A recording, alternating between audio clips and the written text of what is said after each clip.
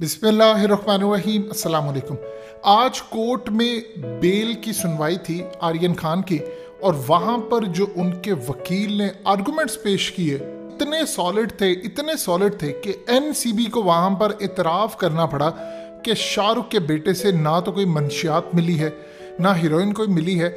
इसके बावजूद ख़ास तौर पर उनके वकील ने कहा अदालत के अंदर कि ना तो मेरा क्लाइंट, उसकी कोई हिस्ट्री है ऐसी कि उसने कोई क्राइम किया है, ना हम मुल्क छोड़कर यहाँ से जाने वाले हैं, और वो एक बिल्कुल रिस्पेक्टेड ख़ानदान से ताल्लुक़ रखता है, ना वहाँ पर उसकी चैट से कोई चीज़ मिली है, ना उसके पास कोई मंशियात मिली है। तो आप किस बुनियाद पर उसको यहाँ पर रख रहे हैं? इस वीडियो की अहम डिस्कशन चलती रहेगी, लेकिन इससे पहले आप वीडियो को लाइक करें, हकीकत टीवी को सब्सक्राइब कर लें और बेल आइकन पर ज़रूर क्लिक करें।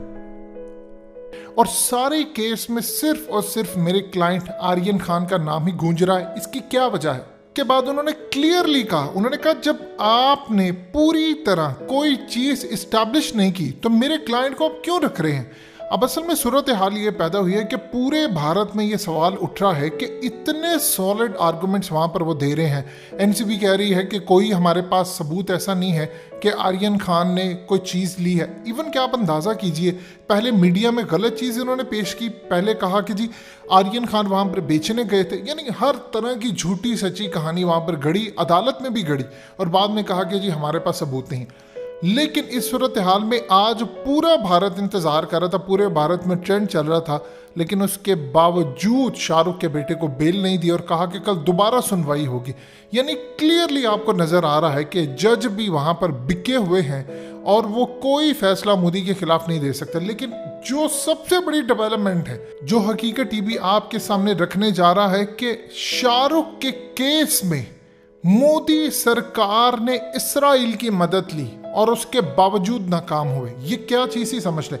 देखिए, आपने हालिया पेगासस सॉफ्टवेयर का स्कैंडल देखा, जो इसराइल की कंपनी एनएसओ की जानिब से दी जाती है सर्विसेज गवर्नमेंट टू गवर्नमेंट, यानी आम शख्स को नहीं।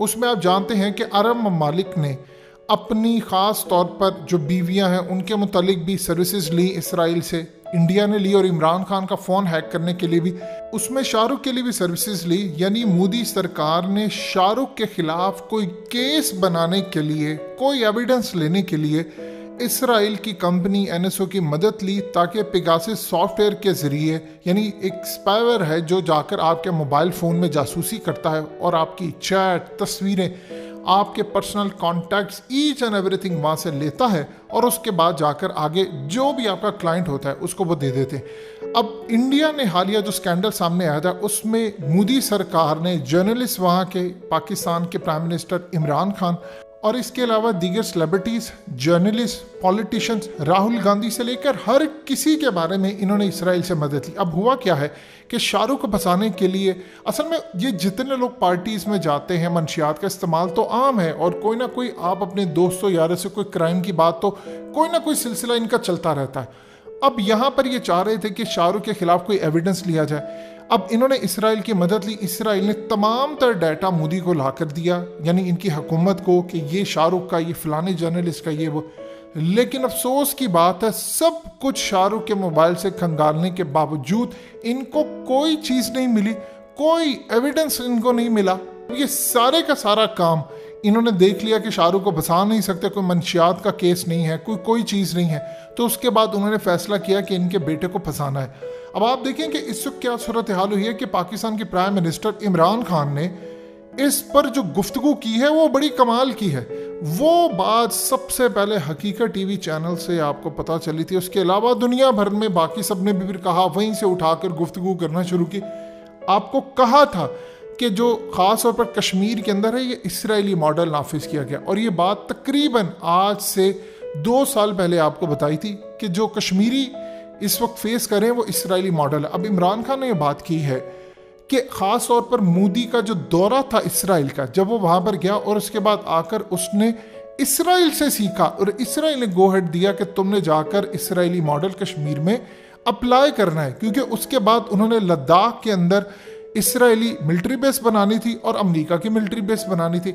एक हिस्सा तो कामयाब उनका हो गया कि इसराइली मॉडल नाफिज कर दिया, दूसरा नाकाम हुआ।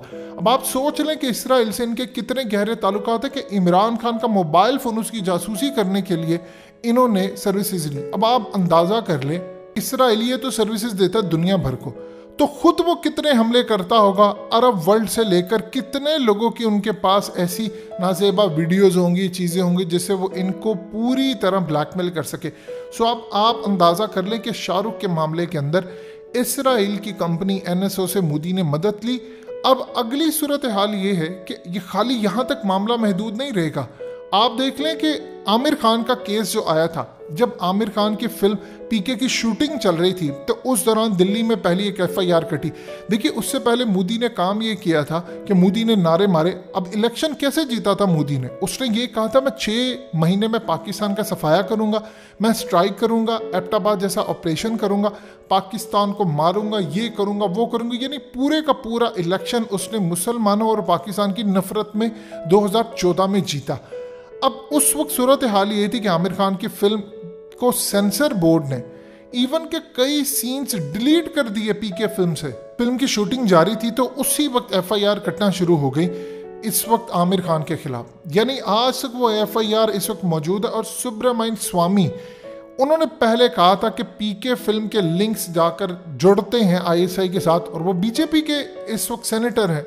यानी आप अंदाज़ा कर लें कि ओपनली कोई छोटा शख्स गुफ्तगू करे तो समझ आती, बड़े लेवल पर उन्होंने गुफ्तगू की।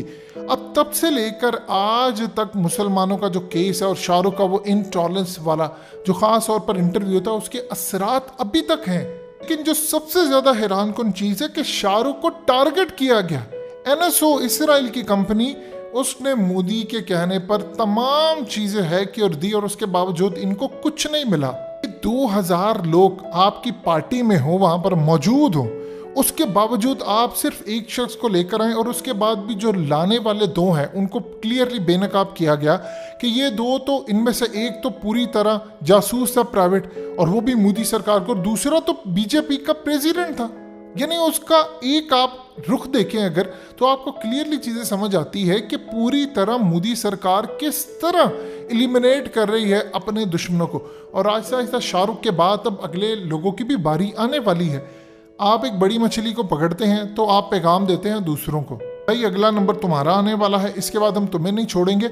और इवन के आप इसके साथ साथ ही दूसरे लोगों को पैगाम देते हैं। यानी शाहरुख के बेटे का केस आया तो इन्होंने साथ ही राब्ते करना शुरू कर दिए फिल्म मेकर से, राइटर से और दूसरे तीसरे लोगों से कि आप इस तरह हमारे लिए काम करें, यानी मूवी लिखें जिसके अंदर आप हिंदुत्व की आइडियोलॉजी को प्रेजेंट करें, या आपने शाहरुख के साथ लिंक नहीं रखना, आपने इसके लिए काम नहीं करना, कैमरा मैन, प्रोड्यूसर, यानी इस तरह के हर वो ओछे हथकंडे जो आप अपना सकते हैं इन लोगों ने अपनाए। लेकिन उसके बावजूद अब सूरत हाल ये है कि पूरे भारत में तशवीश की एक लहर उठी पड़ी है कि शाहरुख अगर फंस सकता है तो अगला नंबर उनका भी आ सकता है। लिहाजा इस सूरत हाल के अंदर आर्यन खान का जो केस है उसकी सुनवाई के लिए भी जब तक बीजेपी की जानिब से गो हेड नहीं मिलता ये फैसला नहीं हो सकता। लेकिन इस वक्त जो आर्गूमेंट्स पेश किए गए हैं, अगर तो शाहरुख के बेटे की बेल रिजेक्ट होती है तो सारी उंगलियां उठेंगी कि ये पूरी तरह अदालती निज़ाम बीजेपी के अंडर है, और अगर बेल एक्सेप्ट हो जाती है तो उस पर आप सोच लें कि मोदी की शिकस्त किस लेवल की है। यानी दोनों तरफ से ये लोग इस वक्त फंसते हुए नजर आ रहे हैं। हकीकत टीवी को सब्सक्राइब करना मत भूलें, वीडियो को लाइक करें, शेयर करें और कमेंट सेक्शन में अपनी राय का इजहार जरूर करें।